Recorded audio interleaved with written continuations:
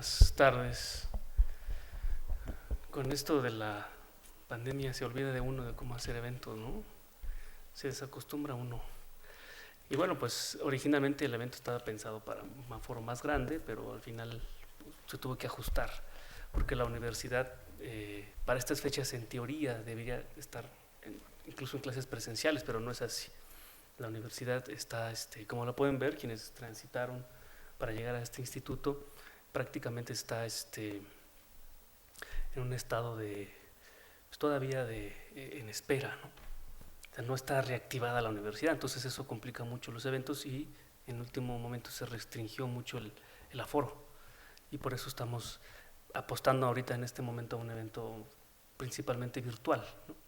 Y bueno, pues les agradecemos a quienes están ahorita aquí acompañándonos, eh, porque los libros ya se presentaron en su momento, no son de este año, pero platicando con Leopoldo un día que me lo encontré cuando recién estábamos en el semáforo verde, le digo, hay que hacer pues un evento en el que presentemos dos libros, ¿no? Como ese esfuerzo de reactivar la comunidad, ¿no? De hacer comunidad, que creo que es lo que nos toca como universitarios y pues por eso estamos aquí y bueno, pues ahorita en un momento se incorpora uno de los que va a participar también para hablar del libro de Leopoldo. Y la dinámica es la siguiente. Presentamos primero el libro de Leopoldo, que para ello va a participar Itzel Ortega. Y bueno, pues después presentamos el libro de un servidor, nos va a acompañar también Ruth y Leopoldo, ¿no? ¿Cómo ves? O tú dime. Pues sí, ¿no? Entonces, Itzel. ¿Se escucha bien? Sí, ok. Bueno, pues primero quisiera decir que mi participación, un poco siguiendo a Rulfo, va a ser breve. eh, Espérenme que tengo unas notas. Bueno, pues primero que nada agradecer, ¿no?, la invitación a, a este evento, ¿no? Eh, Creo que en general resulta difícil llegar a la publicación, a la materialización de un libro, ¿no? De cualquier tipo. Y creo que más de un autor que ha sido tan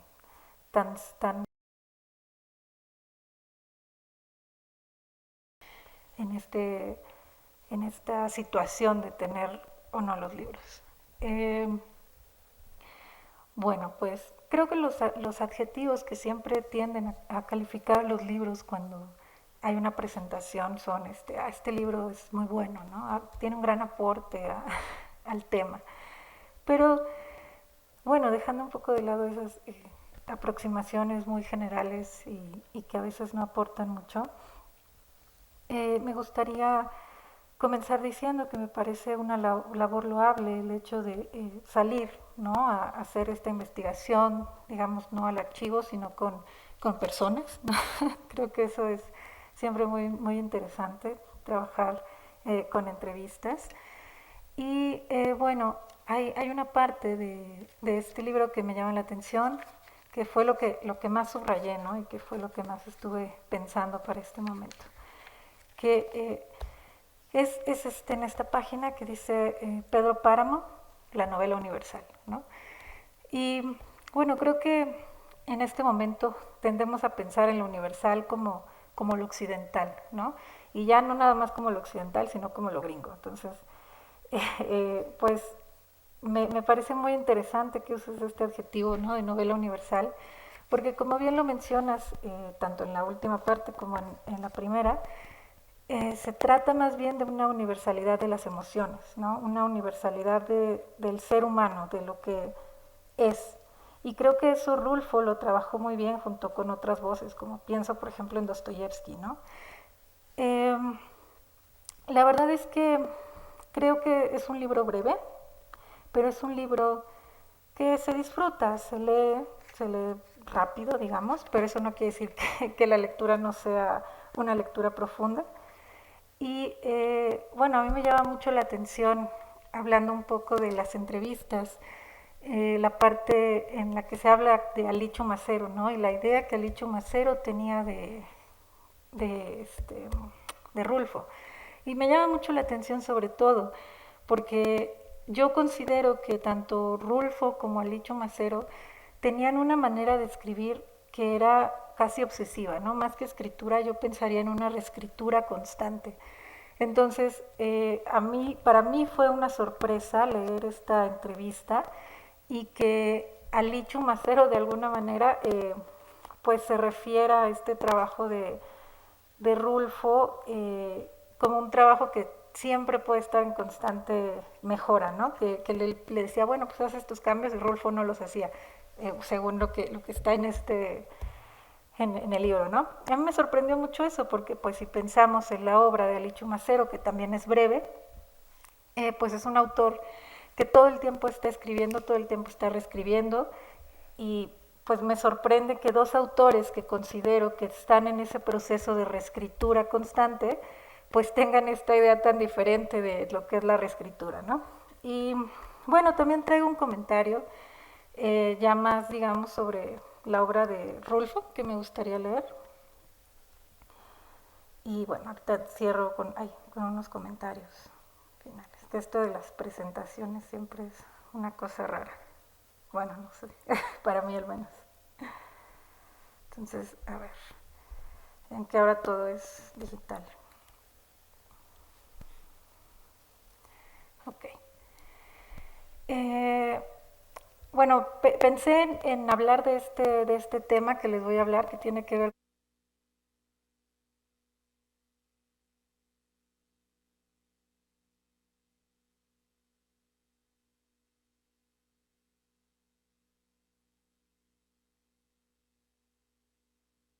parte de, bueno, en la academia se le llama crítica genética, ¿no? Y tiene que ver con el estudio de los manuscritos, de las primeras pruebas, de las notas que anteceden a la obra publicada, que ayudan a reconstruir la historia de este texto, pero una historia textual, no una historia de, bueno, ¿por qué el escritor a lo mejor eligió la palabra morado en vez de la palabra amarillo, ¿no? Entonces, bueno, ahí nos ponemos un poco neuróticos y nos dedicamos a generar esas identidades, ¿no? Entonces, bueno, no sé, ay, ya ando tirando las cosas. Eh, no sé si sepan, pero bueno, el principio de Pedro Páramo, antes de llamarse, yo, bueno, no yo, vine a Comala porque me dijeron que acá vivía mi padre, un tal Pedro Páramo, tenía un principio muy, muy diferente, ¿no? El principio era, fui a Tuxcacuesco porque me dijeron que allá vivía mi padre, un tal Pedro Páramo. Entonces, aunque podría parecer que esta elección de palabras diferentes entre este presente continuo y este pasado perfecto, pues no nos diría mucho. En realidad, pues creo que hay ahí un trabajo muy importante que nos permite situarnos en la acción junto con los personajes. Entonces, pues no se me aburren, es lo que les voy a leer. ¿Sí? Espérenme. Bueno, el desplazamiento detona la acción en la narrativa del jalisciense en múltiples ocasiones. En Nos han dado la tierra, Talpa, Diles que no me maten, La noche que lo dejaron solo, Paso del Norte, No oyes ladrar a los perros y Pedro Páramo ejemplifican esa tendencia al introducir el núcleo enigmático de la narración a partir de diversos paradigmas flexivos del verbo ir. En este caso específicamente es, vine a Comala porque me dijeron que acá vivía mi padre. Si bien es verdad que no todas las construcciones se formulan a modo de incipit, todas emplean las mismas funciones detonadoras de la acción. Por un lado, en Nos han dado la tierra, este narrador personaje apela a los sentidos para construir el espacio narrativo. En Talpa pasa lo mismo y bueno, no podemos dejar de pensar que en Pedro Páramo también. Y bueno, justamente incluyo a Pedro Páramo porque este personaje narrador configura su lugar en este mundo ficcional a partir del modo indicativo vine, con un complemento directo de destino a Comala, situándonos con él en un momento de la enunciación.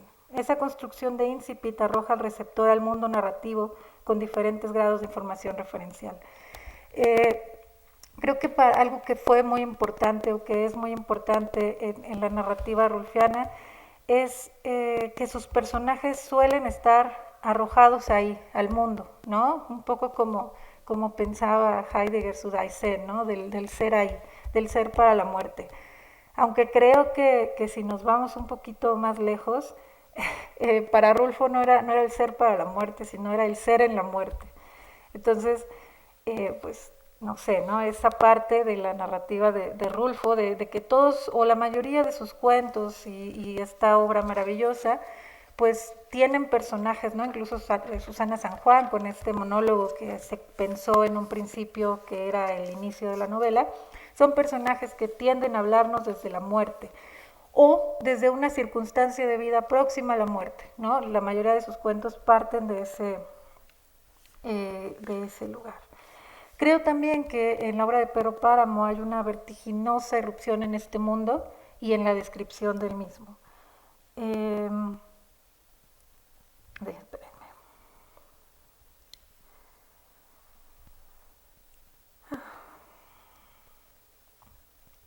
Un segundito, es que no me pierdo en estas cosas.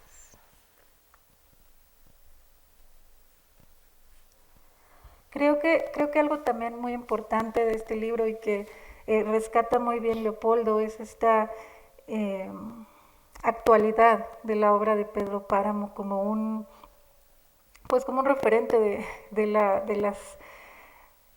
las tierras áridas, ¿no? Que tenemos en México, ya no necesariamente en el sentido literal, sino tal vez pensando un poco en cómo el narcotráfico, la falta de recursos, la corrupción, pues no han borrado esa huella del México rural que relata Rulfo, ¿no? A mí, la verdad, me parece un libro que podría volver a leer, ¿no? También un poco la usanza rulfiana de la relectura y la reescritura. Y pues nada, me parece muy padre que no importa qué tan grande sea un autor, yo creo que siempre hay algo más que se puede decir al respecto. Pues nada, te agradezco de nuevo, Leopoldo. Muchas gracias.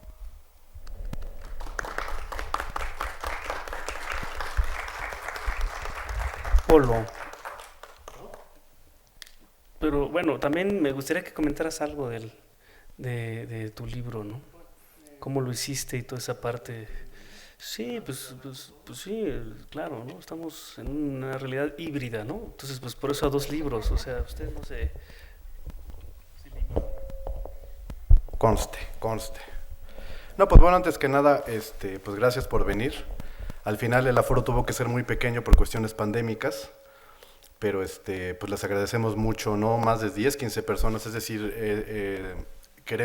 la intención era reincorporarnos a las actividades presenciales en la Universidad Nacional, pero pues como sabemos tiene que ser de un modo muy responsable y tiene que ser con mucho cuidado, ¿no? Entonces, pues bueno, también estamos cumpliendo en esa parte.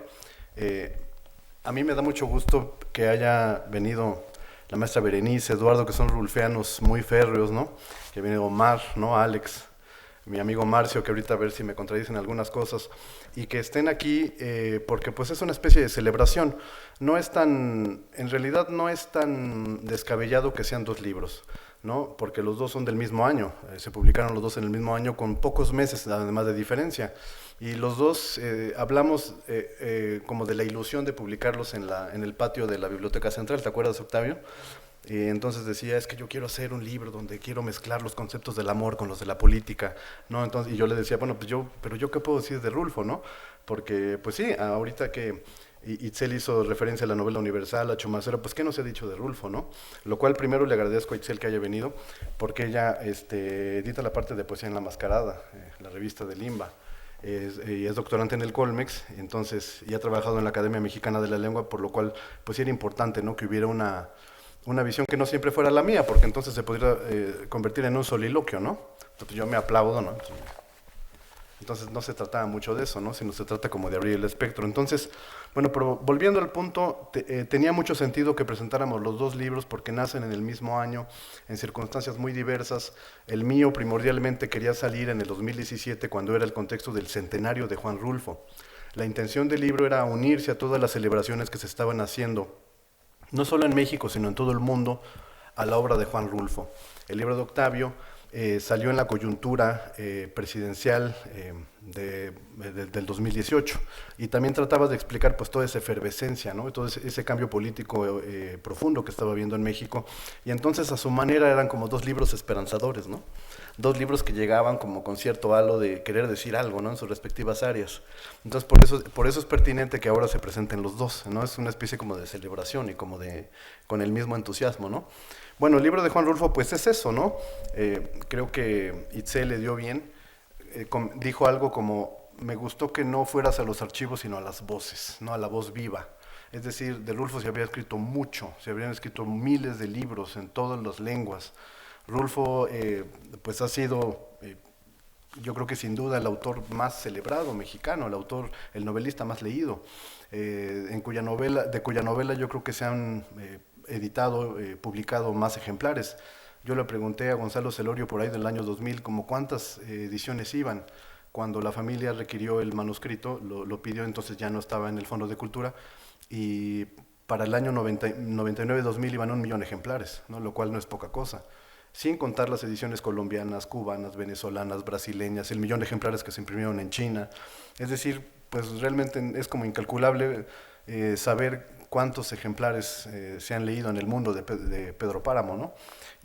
Pero cuando yo tuve que hacer un esfuerzo por pensar qué tipo de obra iba a ser sobre Juan Rulfo, pues yo le decía a un amigo, bueno, pues es que pues yo tengo muchas investigaciones, pero me dice, tienes los testimonios de sus editores, tienes los testimonios, todavía los alcancé vivos, por lo menos 2 de las personas que tuvieron el manuscrito de Rulfo en sus manos, mientras él lo estaba escribiendo. Uno de los casos, como comentó Itzel, fue Licho Macero, que fue el encargado de la edición en el Fondo de Cultura Económica en marzo del 55, y el otro fue Manuel Carballo, que fue su amigo cuando Rulfo recibió la beca de escritores para redactar la novela, eso aproximadamente un año antes. Entonces, pues eran 2 fuentes fundamentales que nos podían dar luz en lo que Itzel llamó la crítica genética, ¿no? Es decir, la crítica pretextual, lo que hay en los manuscritos, el tipo de tintas, el tipo de máquina de escribir que usó antes de la primera edición del 55. Y yo tenía mucha información en torno. Entonces a mí me pareció interesante saber dejar esos testimonios ya como bibliografía, porque algunas de las entrevistas yo ya las había publicado, ¿no? Varias de ellas hicieron sus estragos, hicieron sus polémicas, porque bueno, recogían opiniones, pues no sé, pelea de Octavio Paz con Rulfo, el ambiente literario tremebundo de aquellos años, ¿no? Es decir, polémicas que ahora no vienen al caso, pero que lo importante era dejar el testimonio pues, de los contemporáneos de Rulfo. Y me parece que ese es el aporte, ¿no? Una de ellas, Alicho Macero, su editor y amigo, otro de ellos, Antonio Latorre, el gran filólogo mexicano, a quien se le adjudicó muchos años haber revisado la novela y haber propuesto mucho léxico. Bueno, pues él me dio un testimonio donde dice que retaba a tribunal a aquel que le enseñara las pruebas de imprenta en donde se encontrara su letra, ¿no?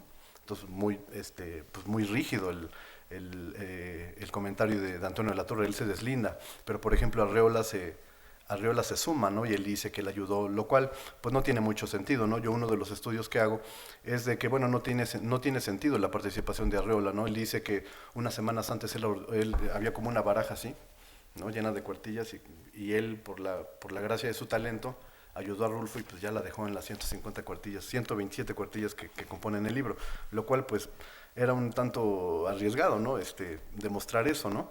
Pero ha habido muchos estudios, la propia Fundación Rulfo ha sacado estudios pues desmintiendo, ¿no? Con pruebas documentales, ¿no? Como que Rulfo un año antes publicó fragmentos en revistas donde ya estaba el orden establecido, etcétera. Pero bueno, el aporte del libro es ese, los comentarios de los contemporáneos de Rulfo, Carballo aporta el gran dato de La Amortajada, una novela que Juan Rulfo probablemente habría leído con anterioridad a Pedro Páramo, una novela contada por una muerta desde la tumba, ¿no? Es decir, las coincidencias eran muchas, suponiendo además, como también apuntó Itzel, que el antecedente de Pedro Páramo es Susana San Juan, ¿no? La muerta, es decir, que el personaje principal no era Pedro Páramo, era Susana San Juan. Entonces, en ese sentido, pues la liazón pues, es absoluta. Y bueno, pero eso ya vendrá para estudios posteriores. Yo solo quiero decir que, pues bueno, aquí queda un testimonio, viene un testimonio de Ana María Gómez, que fue su alumna en el Centro Mexicano de Escritores, y pues cuenta cómo era Rulfo como maestro, ¿no? Qué le gustaba, en qué se fijaba, ¿no? Por qué cosas te regañaba. Decía, por ejemplo, que le importaba solo la historia, que no le importaba tanto la estética, ¿no? Pues raro viniendo de Rulfo, ¿no? Y está el comentario de Sergio López Mena, que fue el encargado de hacer la edición filológica de Pedro Páramo, ¿no? La edición de archivos, que la debe tener por ahí Eduardo, ¿no? Algún día me la vas a regalar. Y pues bueno, solo eso, cerrar este comentario. No sé si Octavio quiera que de una vez hable de su libro, o hacemos el... Sí, ¿no? Yo creo que mejor Ruth, para no cansarlos, ¿no? Estarme oyendo tanto, pues tampoco es onda, ¿no? Oyéndome tanto tampoco es onda. Pues Ruth Dávila. Ok, se lo presentó toda su reseña. Gracias, buenas tardes a todas y todos. Pues muchas gracias, Octavio, por esta invitación, de verdad. Me honra que me hayas invitado a presentar tu libro, porque, pues además por el tema, ¿no? Porque han de saber, bueno, Octavio y yo nos conocimos a través de Facebook. Primero fuimos amigos en Facebook, y creo que lo que originó esa amistad fue justo la política, ¿no? El tema de la política. Entonces, bueno, yo escribí algo breve sobre la presentación, pero además voy a hacer unos comentarios después de lo que escribí. Entonces, bueno, la epifanía política, del enamoramiento colectivo a la eficacia política. En el título va implícita la importancia, la trascendencia, la política como manifestación, pero también de la mística y de las connotaciones religiosas, porque si han leído el libro, pues ahí tiene un epígrafe de Javier Sicilia donde habla de lo mesiánico, pero no en el sentido de religiosidad, sino de sacralidad, o más aún en el que Benjamin otorga sus reflexiones cuando habla del tiempo mesiánico y del tiempo de la hora, que es el de la revolución. Y es que incluso el epígrafe menciona al Mesías, pero en el sentido que le da el judaísmo, y que desde esa perspectiva lo veremos presente no solo en Benjamin, sino también en Dussel. Y que es una epifanía política en tiempos de antipolítica, ya comentaba Leopoldo, ¿no? El tiempo en que se publica la obra, justo en esa efervescencia, ¿no? De la llegada de la 4T en México. Entonces, dice, la obra busca responder hurgando en el pasado, en el mito, en la utopía. La política es diálogo, y Octavio Solís, a sabiendas o no, dialoga a través de sus reflexiones con el propio Benjamin, con Dussel, con Weber y con otros. Y bueno, menciono a estos dos, a Benjamin y a Dussel, porque bueno, son así como mis autores casi que de cabecera, ¿no? Los que más me gusta leer, y que los veo presentes también en el texto. Y bueno, aquí la utopía no solo es el horizonte, que como nos dice Galeano, sirve para caminar, y por eso no debemos dejar de verlo. La utopía no solo es ese no lugar, porque para Benjamin la función de la utopía política es ilumina la zona de lo que merece ser destruido. Y en ese sentido es muy importante que la obra inicie con esta reflexión. Pero también la utopía pensada como la esperanza, en el sentido que lo menciona Bloch, como eso que ya se está realizando. Porque la verdadera génesis, estoy citando a Bloch, no se encuentra al principio, sino al final. Comienza solo cuando la sociedad y la existencia se hagan radicales. La esperanza es lo posible inmediatamente venidero. El mañana vive en el hoy y nunca se deja de preguntar por él. El día que dejemos de preguntarnos por el mañana, entraremos en el tiempo oscuro de la antipolítica, porque como bien describe Octavio, no solo se trata de un asunto de poder, sino del arte de lo posible, ¿no? La política como el arte de lo posible. Y que pareciera en esta obra, que justo como dice su nombre, Epifanía Política, es como un volver a esa política que de alguna forma veíamos ya como perdida, ¿no? Anterior al 2018 y esa participación tan amplia que hubo en la elección. Y Benjamin también se hace presente, es una epifanía no solo en su sentido mesiánico, sino en su sentido más radical de la política, cuando dice que articular históricamente el pasado no significa conocerlo como verdaderamente fue. Significa apoderarse de un recuerdo tal como éste relumbra en un momento de peligro. Y ahí está en esta breve pero profunda obra nuestro autor, Octavio Solís, buscando la epifanía, buscando en la historia reciente el momento de peligro que venga a relumbrar el ahora. Y ahí está Rosa Parks, por ejemplo, a quien menciona también en la obra, y otros tantos que va mencionando y que también va aludiendo a ese momento pasado en donde encontrar ese momento que venga a relumbrar en el ahora. Y el tiempo mesiánico y el Mesías, y Benjamin y Dussel, y los liderazgos de los que ambos nos hablan, pero que no muchos entenderían como un liderazgo mesiánico otorgado por la potestas, o sea, el pueblo, el resto, en términos de Dussel, que ha hecho plena conciencia de su condición y de la necesidad histórica y de sobrevivencia de la transformación. Ahí otra vez la epifanía política. Y aquí no puedo evitar preguntar a Octavio sobre el liderazgo del actual presidente en contraste con los personajes históricos que nos describe. Y aplaudo esta obra porque en tiempos de antipolítica nos habla de la política y de sus manifestaciones y su presencia.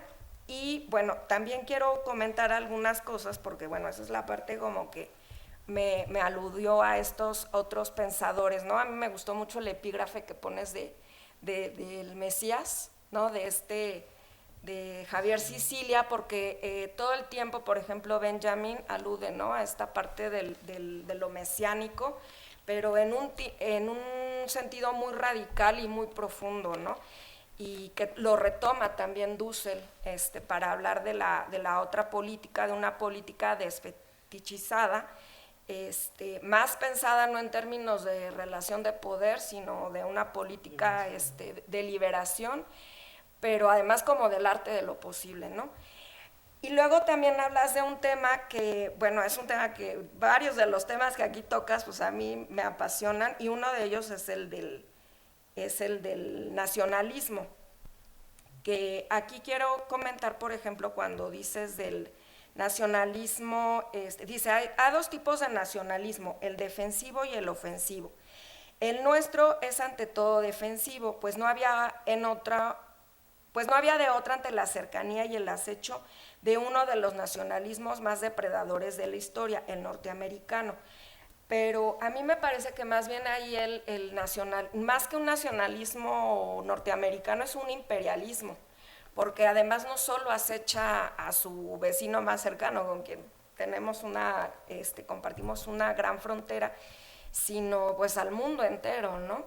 Entonces me parece que más bien incluso ellos a nivel, digamos, interno, nunca se habla como de esta idea de lo nacional, porque como también tienen este tema de la diversidad, ¿no? Entonces hablan más en el término, como en un término que lo denominan el melting pot, ¿no? Que es como esta mezcla de culturas, de la diversidad y tal, y que creo que más bien en términos políticos se trata más como de un imperialismo. Y cuando también se menciona el nacionalismo mexicano, creo que también habría que referir en términos más críticos, porque ¿en qué sentido? Que bueno, la identidad nacional, ¿no?, mexicana, como se construyó, de alguna manera también dio pie a relegar a los pueblos indígenas, incluso a los pueblos afrodescendientes, a quienes apenas hace un par, creo que en el año pasado o antepasado, apenas fue que se reconocieron constitucionalmente, ¿no? Y aun cuando el artículo 2 de la Constitución, ¿no?, sí menciona que México es una nación pluricultural, pues sí, la construcción nacional de México, de alguna manera, porque así son además los nacionalismos, ¿no?, que tienden a homogenizar ¿no?, y a construir una sola identidad nacional y tener una sola lengua nacional, y no hay que olvidar, por ejemplo, lo que menciona también González Casanova del colonialismo interno, ¿no?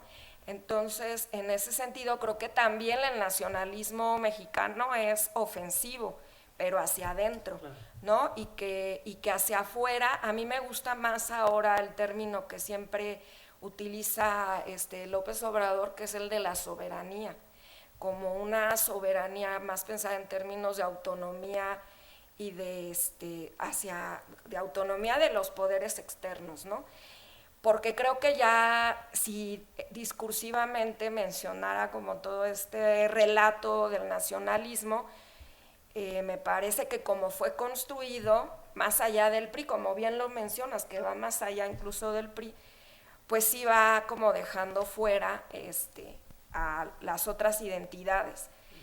Y que bien, como bien también señalas en el texto, el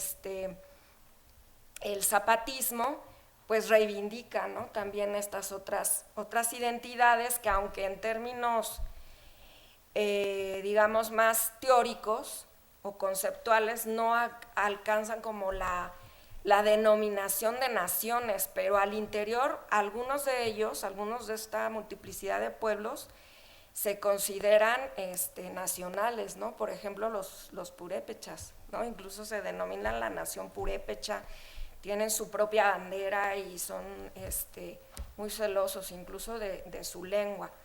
Entonces, y además incluso publican periódicos que pues son como muy locales y que también esos son rasgos del nacionalismo, ¿no? De esa construcción de la identidad, como los medios de comunicación también.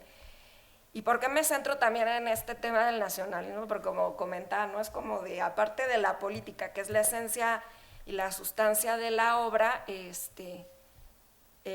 tema del nacionalismo también es como uno de los otros temas que me apasionan. Y otra de las cosas también que me gustó mucho de la obra es que conforme iba leyendo también me doy cuenta cómo, pues sí, realmente se escribió en un momento de una coyuntura muy importante y donde estamos también en ese peligro de la antipolítica, ¿no? Entonces reivindicar esta cuestión de los liderazgos, esta cuestión de la política como el arte de lo posible, me parece pues muy importante. Incluso este debate que haces de las izquierdas, esta reflexión sobre el debate de las izquierdas, porque ahora resulta que también los opositores a la izquierda son los que reflexionan y dicen cómo debe ser la izquierda, ¿no?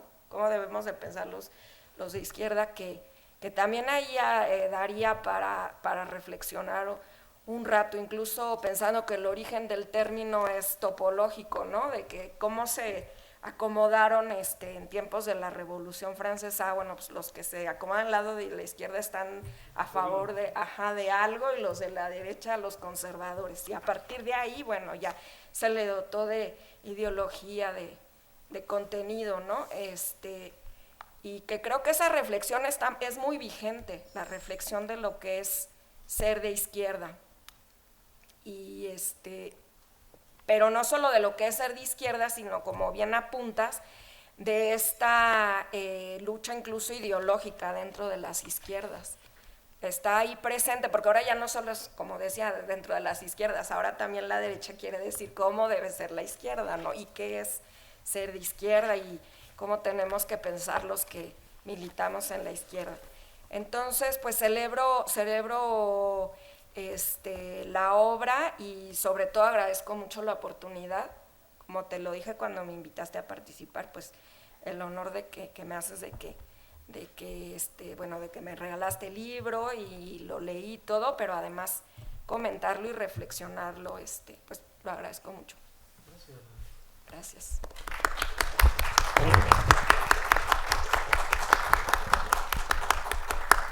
¿Qué pasó, Polo? ¿Vas? ¿Otra vez? ¿Otra vez? Estás ansioso de participar otra vez. Pues bueno, como además de hablar un poco del mío, fungí como presentador del de Octavio, pues van a tener que... Lo siento. Voy a tratar de condensar las ideas lo más posible, porque es un libro que abarca muchos temas. Como ya dijimos, se escribió en el contexto de la elección del 2018, pero Básicamente no se plantea como un libro coyuntural, lo cual que me parece que ahí es su primer acierto. A pesar de que está escrito con la efervescencia política de un año muy agitado en México, que hasta ahora me parece que esa agitación no ha disminuido un solo día, eh, él se plantea hacer un libro de teoría. Entonces, me parece que ahí es el mayor de los aciertos. Cómo convertir un acontecimiento coyuntural en el que pues, muy fácilmente las ideas se pueden desilvanar, ¿no? Y los conceptos que tú elaboras se pueden desilvanar con el paso de una vez pasada la coyuntura, ¿no? Ahí lo difícil. Y me parece que el libro sobrevive, ¿no? Ahorita. Pero bueno, a ver. La tesis central de Epifanía Política, del enamoramiento colectivo y la eficacia política, es que hay un estado que precede al inicio de toda revuelta social que tiene su origen en la exaltación de las pasiones, síntoma de un fenómeno de mayor profundidad, pues hay algo previo que las enardece, dice Octavio. Una corriente que va avanzando y va tomando forma en silencio, río subterráneo que se nutre de la fuerza necesaria para dar el sentido a las acciones humanas. El libro habla de la manera en que se construye un estallido social, la circunstancia en que los ideales son llevados a la acción con el objetivo de modificar el entorno de un espacio y un tiempo determinado. Hay, dice Solís, la necesidad de una claridad de rumbo. Así sucedió en la gesta independentista de 1810 y así ocurrió en la Revolución Mexicana un siglo después. No obstante, estos procesos, al igual que el movimiento estudiantil del 68, no fueron obra de la espontaneidad. Evolucionaron en secreto y encontraron su momento para emerger. El 68 no fue el resultado de una pelea callejera, sino la consecuencia del hartazgo frente a un aparato represivo que no supo entender una juventud politizada. Pese a su desenlace trágico, el 68 se vivió, dice Octavio, un idilio en que la imaginación, el deseo, el ideal invadieron la vida cotidiana, ¿no? La imaginación al poder, ¿no? El lema del Mayo francés, ¿no? El texto recupera la parte irracional, sagrada, poética, que impregna toda revuelta y lo hace como un intento de revestir de un sentido más amplio el quehacer político. Una necesaria reivindicación de ese impulso creador que incita a un estado nuevo de las acciones humanas, al igual que la poesía provoca una transformación profunda de la realidad por medio del lenguaje. Este enamoramiento, acota el autor, no se da por mera voluntad, sino porque hay las condiciones para que surja. Claro, ¿no? Uno puede estar enamorado de él, pero si está casada, pues es difícil, ¿no? Es decir, tiene que darse una condición para el enamoramiento, ¿no? Tanto en los seres humanos como en las sociedades, ¿no? Y ahí tú explicas bien cómo tanto el 88, como el 68, como el 2018 no surge de manera espontánea, sino hay una serie de circunstancias que lo permitieron, exactamente, ¿no? Solís retoma las palabras de Gramsci cuando afirma que el político de acción es un creador, un suscitador. Sin embargo, esos deseos deben desembocar en el terreno de la realidad efectiva para dominarla y superarla. Una vez que hemos imaginado otro rumbo, añade, tenemos que recurrir al realismo político, reinventar la utopía e insertarla en un mito colectivo, siempre bajo la égida de una ética y la crítica. Por su parte, la ideología es vista como un espacio donde se funden las pasiones humanas y una visión del mundo. Hay un momento en que las ideas tocan el territorio de la fe y entonces ocurre la epifanía. La teoría, dice Octavio, deja de ser un sistema lógico para transistar a un sistema de creencias. Se logra la conexión de la argumentación racional con las emociones colectivas. Solo entonces un planteamiento político podrá influir en una gran masa para que invada y dispute un espacio público. Epifanía política es esencialmente un esfuerzo por identificar a la ética con la política, no como un mecanismo que adorne discursos demagógicos, sino como la creación de un legítimo andamiaje de valores que reconduzcan las ideas y las acciones humanas. Retomar la política como el arte de la participación reflexiva en el espacio público, más allá de la mera disputa de intereses. Otra moraleja sería que solo reivindicando la crítica en el ejercicio político se puede lograr el complejo equilibrio entre la efectividad de la praxis y la medida normativa de la ética. La crítica es el respiro de las pasiones políticas, dice Octavio. Para ser, debe despojarse de fobias y filias, situarse en medio de la apología y la diatriba. Es un libro breve pero complejo, porque también se toman el aspecto del nacionalismo, como mencionó Ruth, el nacionalismo como desde su parte benéfica, digamos, ¿no? El proteccionismo, ¿no? Todo esto, pero también menciona Octavio desde la tentativa autoritaria, ¿no? Y, por ejemplo, pone el ejemplo del nacionalsocialismo alemán, ¿no? Entonces, es decir, no es un libro inocente en ese sentido, ¿no? Es un libro que está tomando los pros y los contras de todo lo que está hablando, ¿no? Las izquierdas, ¿no?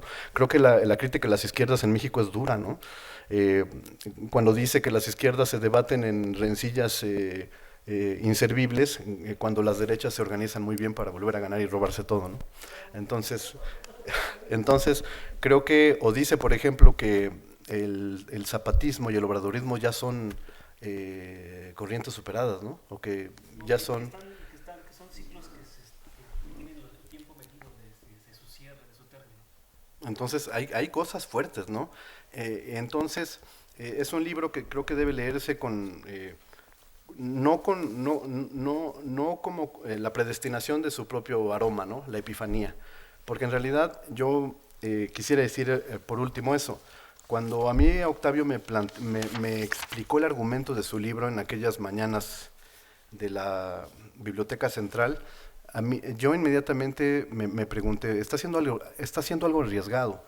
Porque está fundiendo dos nociones que en apariencia son irreconciliables, ¿no? El amor y la política, ¿no? Realmente, si nosotros pensamos en el amor, en lo menos que vamos a pensar es en la política, ¿no? Y al revés, ¿no? Entonces, desde ahí la tentativa fue arriesgada y fue una tentativa, digamos, valiente, ¿no? Porque son dos conceptos muy apartados, ¿no? No en los 60, ¿no? No en la literatura de Cortázar, no en las grandes discusiones políticas literarias de los años 60, pero sí ahora, ¿no? Realmente en la época de los chairos y los no sé qué, realmente era difícil plantearse un libro donde se llevara la concepción de la política al amor, ¿no? Y donde se hiciera esta relación.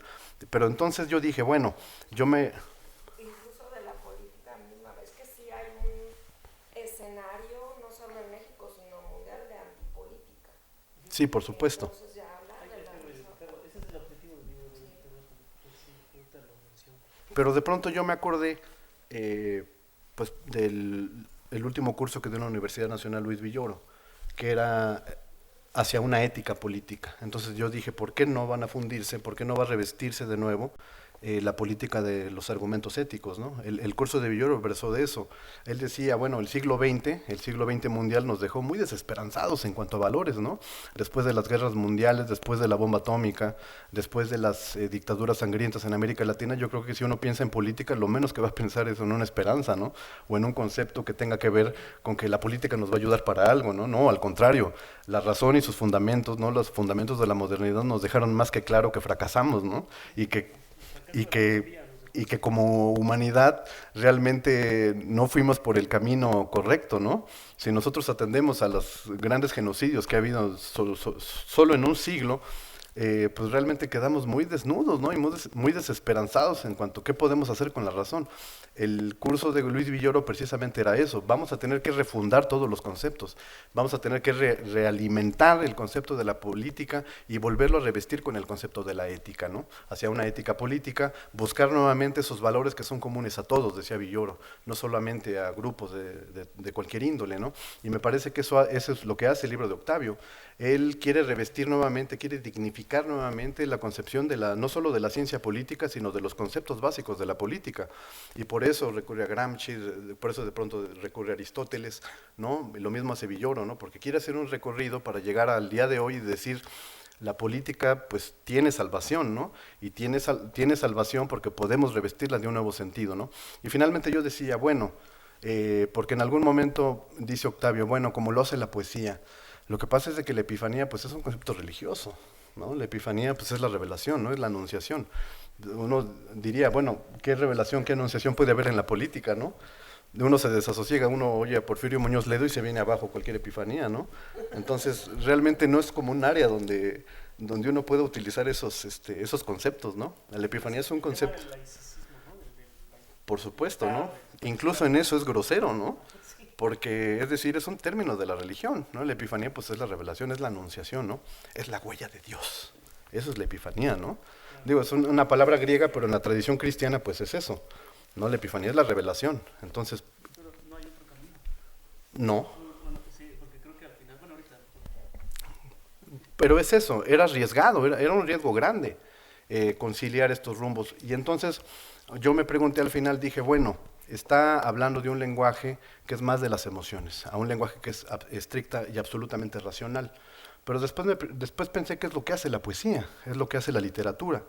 Realmente llevar el terreno de lo emotivo a las estructuras racionales, ¿no? Lo que trató de hacer Paul Valéry toda su vida, hacer grandes ensayos donde las emociones podrían racionalizarse, ¿no? Imagínense qué esfuerzo tan más extraordinario, ¿no? Entonces yo pensaba, la poesía también puede lograrlo, ¿no? La poesía no tiene que estar, no tiene que ser irreconciliable de la realidad, ni tampoco la literatura, ¿no? Y el libro de Octavio es difícil porque también hace replantearnos nuevamente el amor, ¿no? ¿Qué es el amor? ¿Qué es una emotividad social? ¿Qué es la euforia social? Pero saber eso había que replantearnos lo que era el amor, ¿no? Imagen del hechizo que más quiero, decía Sor Juana, ¿no? Bella ilusión por quien alegre muero, dulce ficción por quien penosa vivo. Es una fuerza tan poderosa por la cual uno está dispuesto a morir por ello, ¿no? Al igual que en las antiguas revoluciones. Octavio se menciona eso, ¿no? Son fuerzas tan poderosas que son capaces de mover las sociedades, no solo al individuo, ¿no? Y ahí nuevamente llegamos al tema, ¿no? Porque si nos remitimos a la noción platónica del amor, pues, ¿no? Hija de la necesidad y del recurso, pues nos deja casi en tablas, ¿no? Realmente eso tiene resoluciones infinitas. ¿Qué es lo que el recurso cubre y qué es lo que la necesidad necesita? Pues no sabemos, ¿no? Realmente hubiera sido un poco más específico Platón, ¿no? Nos hubiera dejado 3000 años de angustia, ¿no?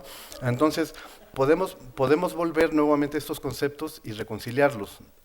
Es el antiguo tema del corazón y la razón, ¿no? Y es que precisamente Platón es de los que separa las emociones de la razón, ¿no? Sí. Racionalista que creo que es un vicio de la ciencia y que hay que destejer la propia ciencia, ¿no? La cuestión epistemológica. Sí. Octavio varias veces menciona a Platón, pues es quizá el primero que en Occidente da la definición de la poesía, ¿no? Esa cosa alada, sagrada, ¿no? Porque creo que seguimos sin servir para nada, ¿no? Pero es decir, también redefine, al mismo tiempo que hace definiciones de la política, lo hace de la poesía, ¿no? ¿Por qué? No tiene por qué ser irreconciliable.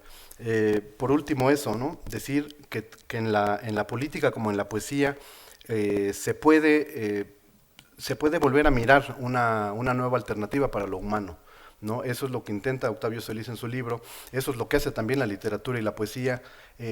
Realmente no está desligada de la realidad, ni la política, ni la literatura, ni la poesía están desligadas de la realidad, son una entremezcla, es la preocupación por lo humano, ¿no? Cuando el poeta Roberto Sosa, hondureño, dice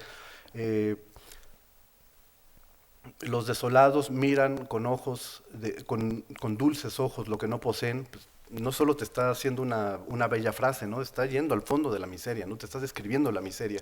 O cuando el propio Rulfo en Lubina le dice a el maestro que quiere ir a visitar Lubina y el borrachito de la tienda le dice, no vaya para allá, ¿no? ¿Para qué va a Lubina? Yo creo que es el lugar donde anida la tristeza, ¿no? Yo creo que es el lugar donde anida la tristeza. Rulfo no te tiene que explicar la Revolución Mexicana, ¿no? No te tiene que hacer una historiografía, no te tiene que detallar cómo fue la Guerra Cristera, porque ya te está haciendo sentir en esa frase que la tierra está muerta, ¿no? Que la gente está desesperanzada, que vivimos en un país donde no cae el agua, donde nos han dado la tierra, pero ¿qué tierra nos dieron? Una tierra árida donde no crece nada, ¿no? Donde no cae el agua. Entonces Rulfo no tiene que ir a hablarnos de historia, porque te lo está diciendo todo cuando te dice, Lubina, ese es el lugar donde anida la tristeza. Y Octavio hace lo mismo en el libro, ¿no? No tiene que recorrer la historia de las ideas para proponer una historia emocionada de la política, ¿no, Octavio? Una reivindicación emocionada de la política, y me parece que es un libro que debe reconocerse por eso mismo, ¿no? Porque hay la oportunidad de regresar al origen y de volver a revestir los conceptos. La vieja frase ya muy manoseada de Blas Pascal, ¿no? Las razones del corazón que la razón no comprende, ¿no? Pero si se logra la reconciliación, ¿no?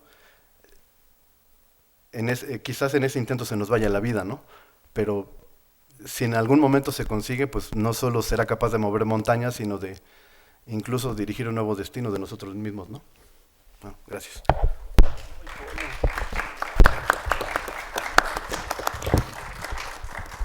Por eso precisamente uno apuesta por estos eventos porque la palabra es una praxis, ¿no? O sea, es compartirlo y comunicarlo y dialogar. Siempre, y sobre todo siempre que mencionaste varias veces ese momento en la Biblioteca Central, ¿no? Yo no puedo evitar, cada vez que mencionabas eso, esbozar una sonrisa, porque sí, yo creo que la UNAM no solamente son sus aulas, son sus espacios abiertos donde haces comunidad, donde construyes colectividad, donde fundas revistas, por eso es lo que se extraña, ¿no?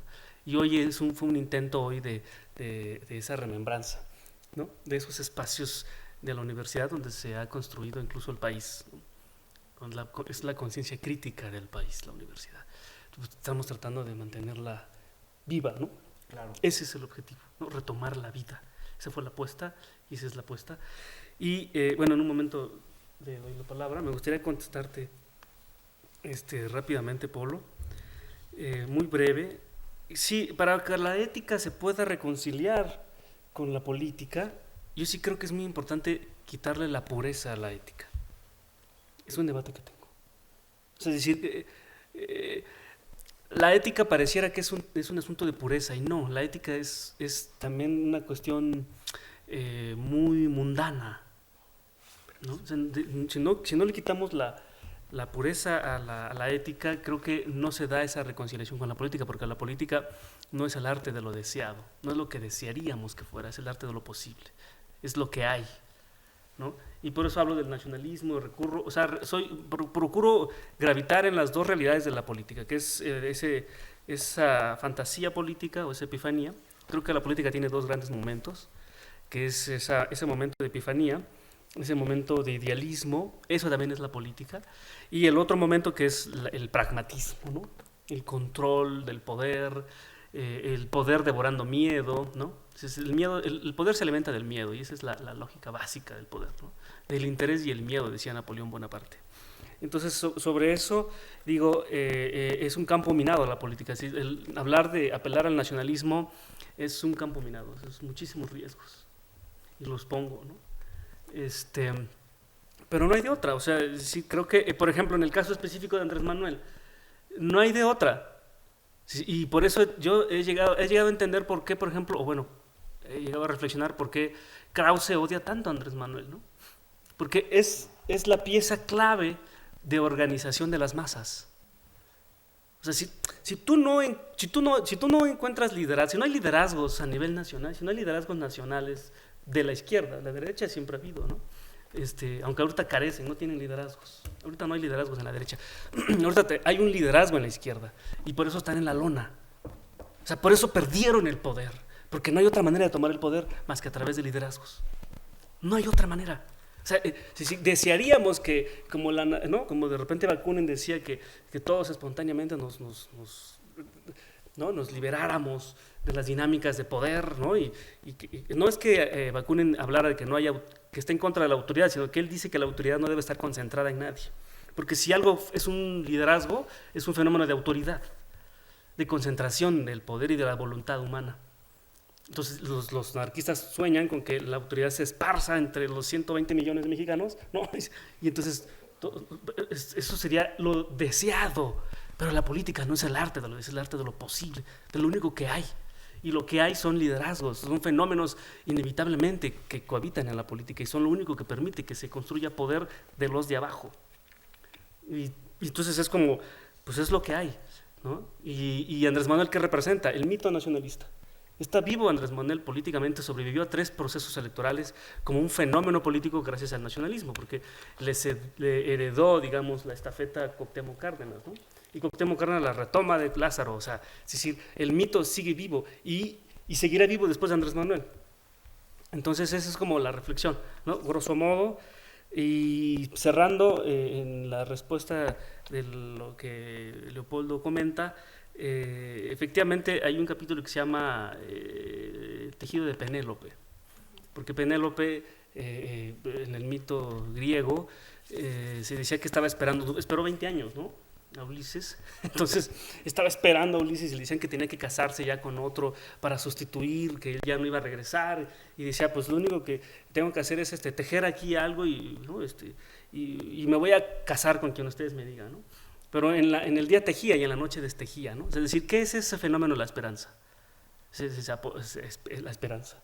Pero la esperanza en el de que, y por eso es la metáfora de este mito, porque creo que tenemos que destejer los conceptos. Y esa es la apuesta un poco lo que decías de Villoro, ¿no? O sea, ética, ¿qué es ética, no? Pues entrémosle al debate, ¿no? O sea, porque el movimiento del CGH 99 me dejó a mí una enorme lección. ¿Qué se decía en ese movimiento? Aquí no hay liderazgos, porque liderazgo es sinónimo de traidores, de que van a negociar, van a vender al movimiento, y ese era el discurso, ¿no? Y por eso aquel que sobresalía, luego la asamblea ¿no? Entonces, eso imposibilitaba que el movimiento dejara de ser un movimiento espontáneo y se pasara al fenómeno de la institucionalización de la política, ¿no? Sin liderazgos no se puede institucionalizar la política, ¿no? Entonces ese es yo decía, ¿por qué el liderazgo es sinónimo de malo? Pues, ¿por qué no discutimos los conceptos? Si liderazgo no es malo, política no es algo malo, ética, quitémosle la pureza, la ética, es decir, es muy fácil de repente ser alguien que critica, ¿no? Es decir, los que se ensucian las manos, que están en la política, y los que solo critican, ¿no? Sí, porque sí, hay mucho académico, ¿no? También, que señala, ¿no? Andrés Manuel no es comunista, ¿no? No es la izquierda que o sea, es decir, la expectativa ética que tú tienes aquí, el marco ético que tienes aquí, tu ética pura, ¿no? La ética no es pura en realidad, la ética es una praxis en el que te equivocas, en el que te arriesgas. Es decir, quitémosle la pureza para que entonces veamos que hay una realidad política que tenemos que arriesgar y jugar con esos riesgos, desde el nacionalismo, y construir políticamente, y apostar, y sumar, y tener estos fenómenos políticos como el de Andrés Manuel, ¿no? Pero no es que yo celebre a Andrés Manuel, porque al final también digo que 3 años después, ¿no? En 3 años va a haber un desgaste de su gobierno. Y yo creo que... y Andrés Manuel, si logra o no la sucesión en 2024, de todos modos está cerrando su ciclo. Porque pasaría de ser un liderazgo político a un liderazgo moral. Ya se está acabando el ciclo de Andrés Manuel. Y se va a generar en el libro lo que digo al final, la tesis es, se va a generar un vacío a nivel nacional, porque el zapatismo no va a llenar eso, y Andrés Manuel se está acabando su ciclo histórico. Y entonces es tiempo de pensar la política desde la izquierda para continuar con el proceso de transformación. Ese sería en resumen el libro, ¿no? Y pues agradecerles, ¿no? Los comentarios, todo, y para presentar. Bueno, llegó Diego Esteves, le agradecemos su presencia. Diego Esteves tiene una maestría por la UNAM en literatura comparada. Realizó una estancia de investigación en la Universitat degli Studi di Annunzio. ¿Está bien? Ok. Tiene artículos sobre literatura del siglo XIX en publicaciones arbitradas de Hungría, Canadá y México. Ha traducido, al lado de Rodrigo Jardón, obras de Italo Svevo, Federico Tosi y Luigi Pirandello. Asimismo, tradujo con Francisco Ferrer y otros especialistas una parte del Miricae de Giovanni Pascoli para la revista La Mascarada, de quien también es editor, ¿no, Diego? Y pues antier en la Torre Latinoamericana Diego presentó un libro de una recopilación de textos literarios en torno a la Torre Latinoamericana por un aniversario, y hay material muy bueno, ¿no? De textos de Asmar Agay, de Juan Villoro, de Leticia Luna, de él mismo, ¿no? De Itzel, aquí presente. Entonces, pues bueno, yo le agradezco a Diego que haya aceptado venir a presentar el libro de Rulfo, y pues los dejo con él. Es un gran placer estar aquí. Antes que nada, una disculpa por la demora. Y pues decir que es un gran placer de nuevo estar, gracias a esta invitación que me hizo Leopoldo para participar en este evento donde se presentan dos libros, y estar también con Octavio, con Itzel, con Ruth en este diálogo que veo que ya se está tornando bastante interesante y está pues tomando varias vías. Yo quisiera concentrarme en 3 direcciones. Por un lado, en la cuestión del autor de Juan Rulfo, en el mito literario de Juan Rulfo, en el libro en sí, que pues es precisamente un un diálogo muy rico. A continuación quisiera decir por qué lo considero así. Y pues también en la trayectoria de Leopoldo como escritor, como artífice literario. Si no me equivoco, estamos bajo una modalidad de intervenciones intercaladas, ¿no? Están como tomando de pronto la palabra a alguien, luego la retoman. Prácticamente estamos ya cerrando. O sea, de acuerdo. Sí, entonces pues yo me uno un poco para retomar lo de Rulfo, ¿no? Y pues seré pues bastante breve, pero me gustaría tomar las palabras de Octavio, que estaba escuchando, que mencionaba acerca de esta importancia de la universidad como punto, como escenario de un diálogo para construir pues proyectos, ¿no? Para construir revistas, para construir reflexiones que pueden estar desde luego en torno a lo ético o a lo estético. Y yo leía hace unos días un diálogo que Leopoldo publicó en la revista Consideraciones, a la cual también agradezco por la invitación, y ahí estaba hablando sobre el tema de los talleres, ¿no? Y este escenario en el cual se forma Rulfo, Arreola, Jaime Augusto Shelley, pues un sinfín de intelectuales que tienen que ver con nuestra facultad, con la Facultad de Filosofía y Letras. Pues es un semillero muy importante para que surgiera este mito literario de Juan Rulfo, ¿no? Y que pues puede ser explorado desde las aristas más diversas. En mi experiencia personal, pues estoy sumamente gustoso de estar aquí porque es la segunda vez que logro estar en esta mesa sentado hablando de literatura. La última vez, o la primera vez, fue en 2017 a propósito de Victoriano Salado Álvarez, y ahora pues estoy aquí con ustedes hablando de las letras de Juan Rulfo, de Leopoldo, de estos dos libros, pues de este clima literario, intelectual tan rico que es el de, pues por una parte, la segunda mitad del siglo XX en México, y pues en cuanto a nuestro presente, pues estas dos primeras décadas del siglo XXI, en este diálogo con la obra de Rulfo y con la literatura latinoamericana de la segunda mitad, ¿no? Del post-boom, ¿no? de esta importancia, de este legado que que Leopoldo plasma pues en el libro, ¿no? Que insistiendo en ese ámbito de las varias aristas por las que se puede tomar a Rulfo, pues sabemos que por ejemplo en este instituto pues se hizo un trabajo filológico, precisamente biográfico, muy importante por parte del doctor Alberto Vital, ¿no? Con esta biografía, con la reunión de varias obras, todo esto, ¿no? Y al mismo tiempo pues está también pues este libro que tenemos el placer de tener ahora mismo, que pues es también una búsqueda o un mapeo, un rastreo, una elucidación de esta figura rulfiana, pues a partir de diálogos, a partir de entrevistas, a partir de ciertas pistas que pues tienen que ver con este legado. Y me parece muy importante que sea Leopoldo quien está haciendo esto, porque es un gran conocedor de la literatura mexicana de estos periodos, y pues no solamente, ¿no? Hemos tenido por ahí la oportunidad de platicar de pronto del modernismo, de las primeras décadas del siglo XX también.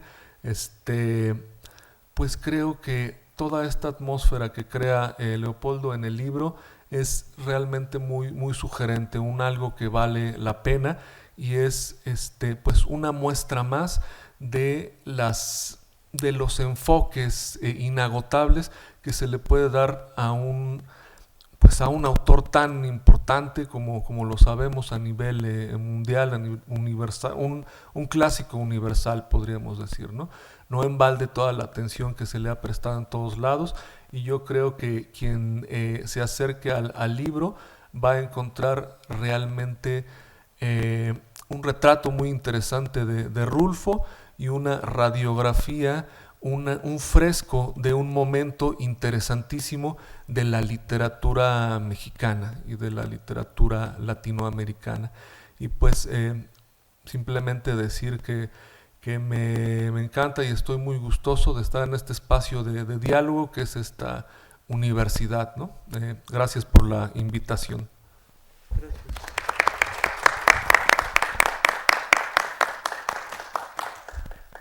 Bueno, pues muchas gracias. Nada más, a lo mejor como última reflexión, Polo. Alguna vez alguien me comentó que Pedro Páramo era una cosa metafórica el nombre.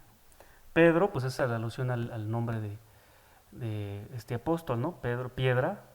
Por eso le pone Jesús a Pedro, ¿no? Le cambia el nombre, porque le dice que es su fe es inamovible como una roca, le dice, ¿no? Eres una piedra, eres Pedro. Y Páramo, pues es un desierto. Es una roca en el desierto. ¿Qué significa eso? Lo más, metáfora más árida que pueda haber, ¿no?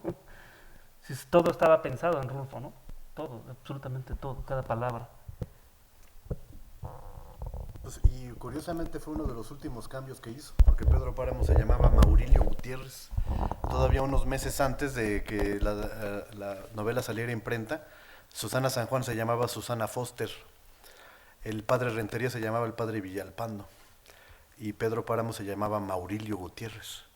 Y como mencionaba Itzel, uno de los cambios, Comala era Tuxcacuexco, ¿no? Que además Comala existe, está en Nayarit, y Tuxcacuexco también existe, ¿no? Está, Colima, perdón, está en el sur de Jalisco, ¿no? Entonces son pueblos muy cercanos, pero fonéticamente, y digamos que para la posteridad iba a ser mucho más conveniente. Vine a Comala porque me dijeron que aquí vivía mi padre, porque el comal da más la sensación de estar en las brasas del infierno, ¿no? Y Tuxcacuexco pues iba a ser un poco raro, ¿no? En Finlandia, ¿no? O en Alemania, ¿no? ¿No? Es decir, es una palabra como más local, ¿no? Sí, como que era un orfebre, ¿no? De las Así es, ¿no? Las tallaba. Lo mencionó Itzel, realmente el Pedro Páramo, una de las cosas por las que es tan perfecta es porque Rulfo la sometió por lo menos a unas 3 revisiones macroestructurales. La del 55, una quizás en el 60 y... ¿qué sería la segunda edición? 62, en los 70 hace otra, y todavía hizo una más en 1980, ya estando muy viejito. ¿Como reedición? Con el editor Felipe Garrido, hicieron una edición conmemorativa para los 50, 60, 70, 80, para los 25 años, 35 años, y tiene el lema edición revisada por el autor, ¿no? La edición de Tezontle, y cambió muchas cosas, ¿no? Entonces Rulfo se dedicó pues a perfeccionar su novela durante 30 años. Pues ya no escribió mucho más, ¿no? Escribe El Gallo de Oro, publica pues algunas cuestiones él trabajaba en el Instituto Indigenista y pues se dedicaba mayormente a hacer pues reseñas, Nuño de Guzmán, es decir, cuestiones historiográficas, ¿no? Y el acabado es como cristalino, ¿no?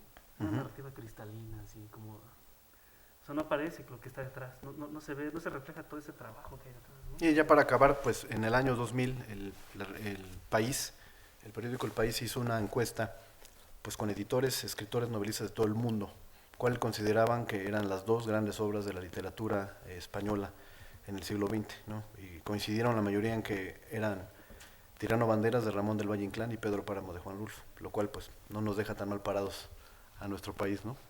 Gracias. Tú dices algo que es el libro más traducido, ¿no? En todo el mundo de la literatura mexicana. Pedro Páramo. Pedro Páramo.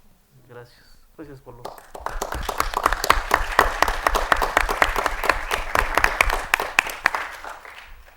Gracias a Diego por acompañarnos. Muchas gracias, doctor. Muchas gracias. Bueno, la parte que a muchos también luego nos gusta, pues son los bocadillos, ¿no?